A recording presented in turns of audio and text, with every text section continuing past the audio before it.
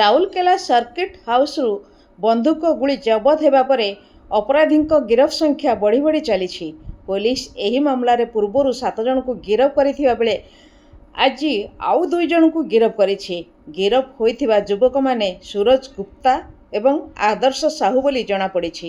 ଅନ୍ୟପକ୍ଷରେ ସର୍କିଟ ହାଉସକୁ ସୁରକ୍ଷିତ ଆଶ୍ରୟସ୍ଥଳୀରେ ପରିଣତ କରି ଅପରାଧୀମାନଙ୍କୁ ରଖିବାରେ ସାଂସଦ ପ୍ରତିନିଧି ପ୍ରକାଶ ପାଶ୍ୱାନଙ୍କର ସମ୍ପୃକ୍ତି ଥିବା ପୋଲିସ ଜାଣିବାକୁ ପାଇଛି। ପ୍ରକାଶ ଫେରାର ହୋଇ ଯାଇଥିବା ବେଳେ ତାଙ୍କୁ ଧରିବାକୁ 4ଟି ପୋଲିସ ଟିମ୍ ରାଜ୍ୟ ବାହାରକୁ ଯାଇଛନ୍ତି। ପୂର୍ବରୁ 3ଟି ଟିମ୍ ଯାଇଥିବା ବେଳେ ଆଜି ଗୋଟିଏ ଟିମ୍ ଯାଇଛି।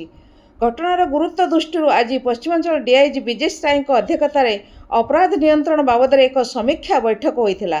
ଏହି ବୈଠକରେ ରାଉରକେଲା ଏସ୍ପି ନିତେଶ ୱାଧାନୀଙ୍କ ସମେତ ବହୁ ବରିଷ୍ଠ ପୋଲିସ ଅଧିକାରୀ ଉପସ୍ଥିତ ଥିଲେ। ଅନ୍ୟପକ୍ଷରେ ପାଶ୍ୱାନ ବ୍ୟବହାର କରୁଥିବା ଗାଡ଼ିର ମାଲିକ ଏବଂ ଦଣ୍ଡିଆପାଲିରେ ଗୋବିନ୍ଦ ସିଂଙ୍କୁ ପୋଲିସ ଉଠାଇ ଆଣି ତଦନ୍ତ ଜାରି ରଖିଛି। ଗିରଫ ଅଭିଯୁକ୍ତମାନେ ବାଲି ମାଫିଆମାନଙ୍କୁ ପ୍ରୋଟେକ୍ସନ ଦେବା ଲାଗି ଟଙ୍କା ଆଦାୟ, ବିଭିନ୍ନ ସ୍ଥାନରେ ଦାଦାବଟି ଆଦାୟ ସହ ଗୋଚାଳନରେ ଲିପ୍ତ ଥିବା ଜଣାପଡ଼ିଛି। ଆଗକୁ ଆହୁରି ଗିରଫଦାରୀ ହେବାର ସମ୍ଭାବନା ରହିଛି।